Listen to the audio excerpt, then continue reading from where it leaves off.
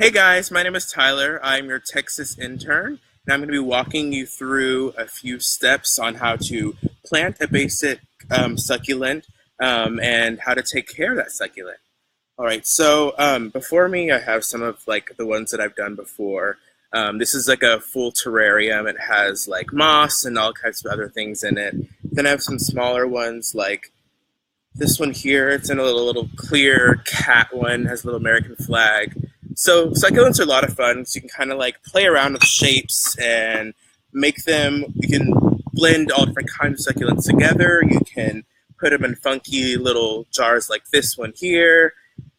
This is a hanging one that I have that I can put on an elevation. So you can put them in all different kinds of glasses.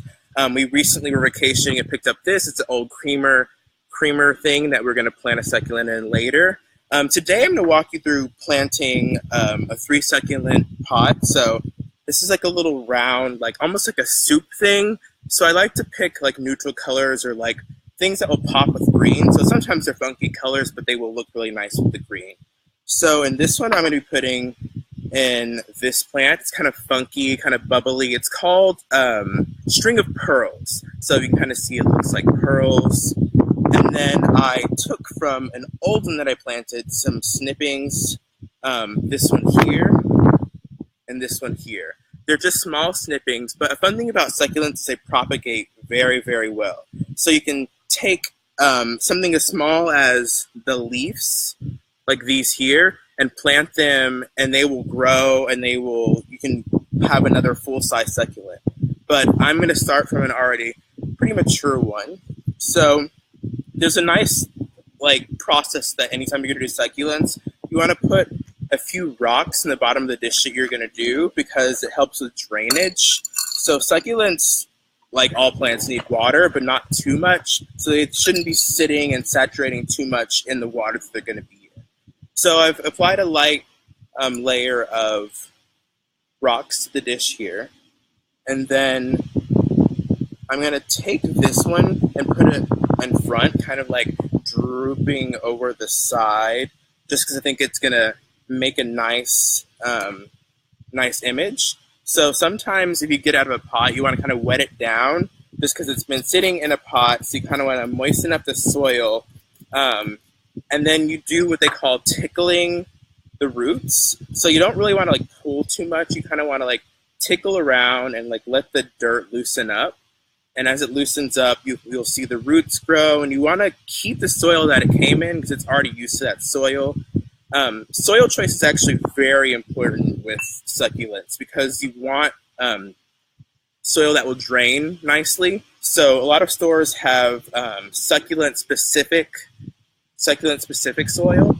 So it's often really good to go with things of that and such. So this fell off, but I'm going to keep it because it will propagate well. So yeah, going to kind of position it on the side here.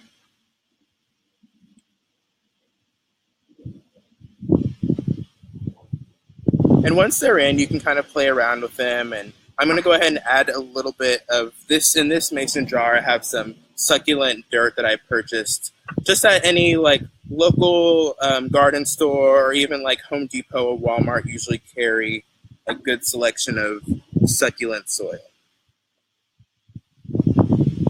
Also, a thing that a lot of professional planters and gardeners have been doing in succulents is adding activated charcoal into their succulent dishes.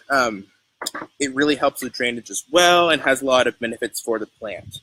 So if you can find activated charcoal, that is a good, nice layer that you can put in the middle, right in the middle of your dirt. So I'm going to also moisten the dirt now before I plant the other ones. It's always fun to play with like shape when it comes to these. So I like to plant short ones that spill over towards the front and then go in the back with ones that will grow tall. Just so it creates like an image of tall in the back and, more wide in the front.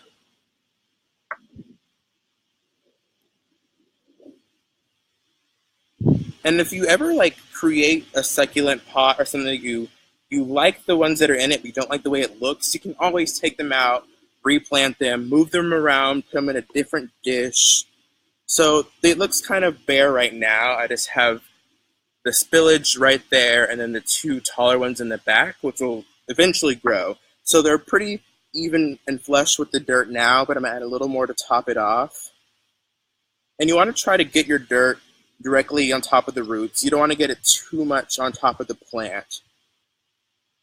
But that's another good use of spray bottles. I love misting bottles when it comes to succulent planting because you can use it, A, to water your plant, and B, to get any excess dirt off. So I take it and I spray the tops of them, spray the leaves and stuff just to get the excess dirt off. One of the biggest flaws people do with succulents is watering them too often. Succulents like this, succulents in general, only need to be watered about once every 2 weeks. You can usually see when they're like getting really dry, but you don't want to overwater your plant. So here's mine, has the string of pearls on top, and the back has two shorter ones that are going to grow. So that's the first time I've ever used string of pearls, but I really like ones that grow tall.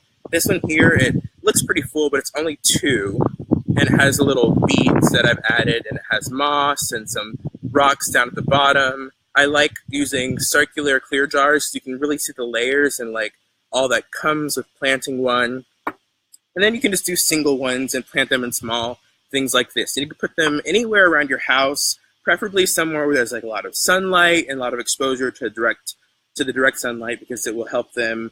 And you will see the difference if your succulents are not with sun. So if you're in a hot state like Texas and your succulents are outside, sometimes it's nice to only give them like a half a day of sunlight and then put them in the shade for a little bit, because the heat really will have an effect on them. So you want to give them the sunlight they need, but also, let them cool off in the shade a little bit, but make sure they get back the next day in the sun, because that's the ultimate way for your succulents to grow. All right. Thank you guys for watching, and tune in next week to Wild Wednesday.